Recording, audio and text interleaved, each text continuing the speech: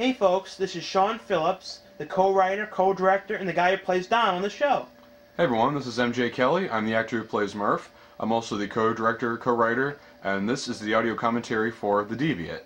And this is a video we did in early 2005. And I remember when we were trying to get someone to play The Deviate, we couldn't think of anybody at the time. It was very difficult to think of somebody who could play it. Do you know what I mean? Yeah, but actually the person we got, we found him, he was actually in a film class with me. And I remember he came into your room, and he just had to borrow paper from you, and I just saw him. Yeah, because we were in a computer lab, and I he just came saw in him, and I was like, oh my god, he would fit as a Deviate so much. Like, no offense or anything, but... Yeah, it was meant as a positive thing. But he could be, if they did like a big movie about a Deviate guy, he could play it so well. Yeah, also, what's funny, like, the whole sequence here of, like, us leaving school, in a way, this actually, as ridiculous as our show is, this actually teaches sort of a lesson, because it shows, like, this stuff actually can happen to kids, because it shows if we had just stayed in school, then, you know, he wouldn't have caught us, and we would have gone home safe. So, kids stay in school. If you notice in our videos, the schools always change. Yeah, they're always in different schools all the time. It's funny, though, because it's like they could be...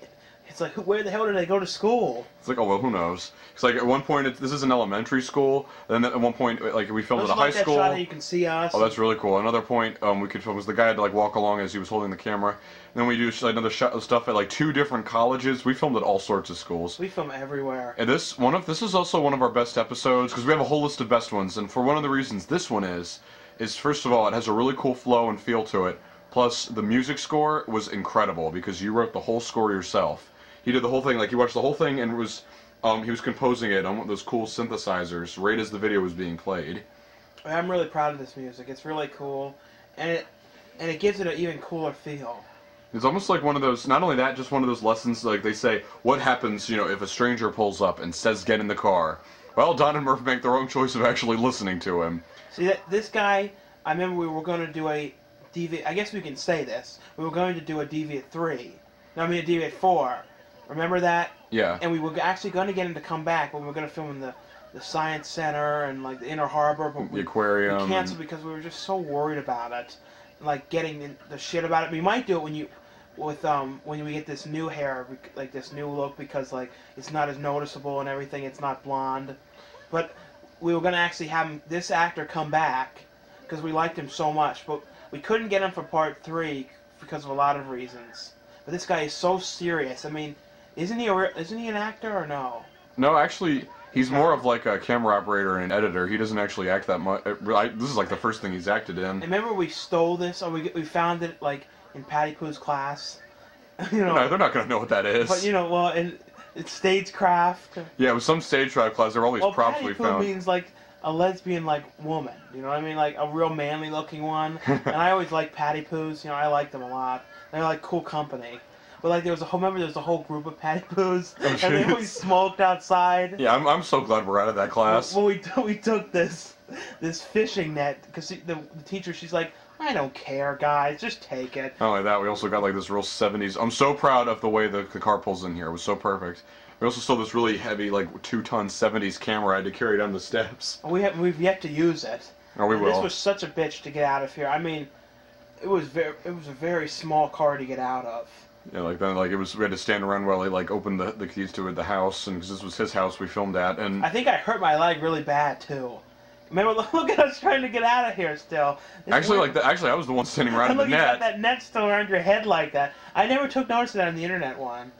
I don't think I've watched this on a TV in like 2 years. Have you? No, actually, like a few nights ago, I was watching a whole bunch of them. And oh, you were? Yeah, I realized like some of these are really good. Don't you show a lot of people them like when they come over?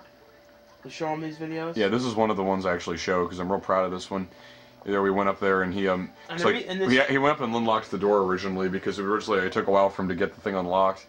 And this one thing, this video is a 2-part because originally it ended with the Deviate being killed. Yeah, he fell down the steps and there's a scene of him in a puddle of like ketchup we put all over the ground, but we accidentally taped over it, but that was a good thing. Yeah, because then we got to do the second one. It was I'm glad we fixed it because we didn't do that because... Plus, like, part of the way we did it, like, really sucked. The way I just walking out like that, I love the way I suggested we set the camera up here for that. And we did this, like, I think this like took 2 takes. I think the outtake of this scene is in the outtakes thing. Remember that thing? There's like loads of outtakes in that video from all sorts of ones. If you haven't seen that, you should really check that out. It's like the outtakes. It's got so many outtakes from like all the years of the show. I love the way the music changes pace when he pulls that out. Right after we did this, the person who lives in that house with him, his like mother or something, was really afraid because the knife was missing. Remember that? And she came down and was real afraid. She's like, because she thought like robbers would come in, and it was ridiculous. Yeah, we said, look, it's just us. We're just doing this video. You're like, oh, okay. But then she found out, she's like, oh, it doesn't matter. But I think we scared the shit out of her because, you know, having the big knife like that missing. Yeah, it's like, uh-oh, I mean, someone who has it in the house. And the way he just walks up there. Actually, I always wonder what those things say, don't you? Yeah, I never really cared about that.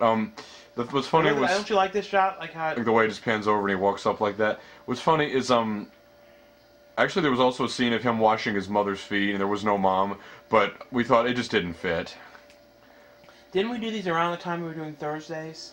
Yeah, like when I think back on it, those Thursdays were a real heartburn experience. I do not want to do... Well, I do like Mr. Mingwinkly, though. He was good. I really want to get him a lot of stuff he did was good, but the experience, like I say, I like the finished result. I hate the experience. Oh, awful. I despise doing stuff. We're not doing commentaries over those because they'll be all negative. Oh, no. That's also another thing. If you're wondering, which ones do you want to judge us by? Which ones, you know, do you want to see down in Murphaz? Only the ones that we like. The ones we're truly proud of are the ones we do commentaries for. And like, if you're wondering why we didn't do ones for certain ones, like we're doing as many as we can at a time. You know what I mean? We're doing like a little by little. Yeah, but we only do ones like that. Like I said, that we like. So that way, like all you have to do is look in the commentary section, and those are the ones to judge us by. So don't judge us by Queer Life, please. Please no, that was one of the worst videos. Well, I don't even get. Like that's what doesn't make any sense. Everyone loved it, and it turned out so differently than we thought it would. We had originally intended the angel to be a man in a suit, and. Like there's just like loads of other stuff we wanted to do, but there's a Queer funny Life. Thing about this here. We brought this over for him to. We brought this over, and this is a copy of a really old thing we did called "Can't Squeeze It Out." Can't Squeeze It Out. We remade it like a few months ago.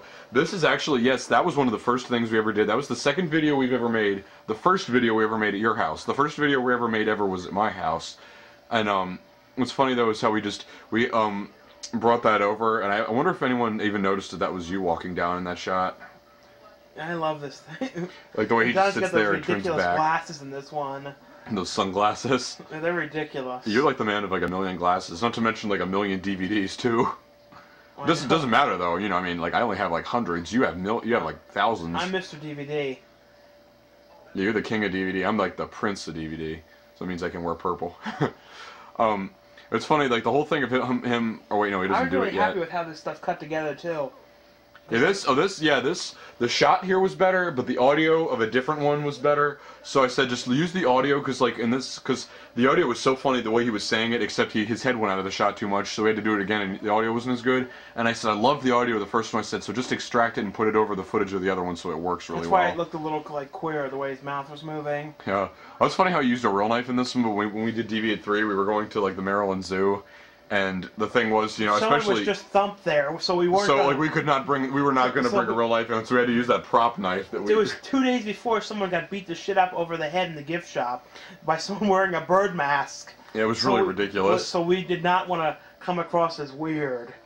That was the last thing that zoo needed. And I'm really, really proud of the way that the music like ends here. It's funny on the TV. Look at how much brighter this scene is. On the internet, it's pitch dark, isn't it? Yeah, that's just cool the way this... I think it's so much better to be continued, though.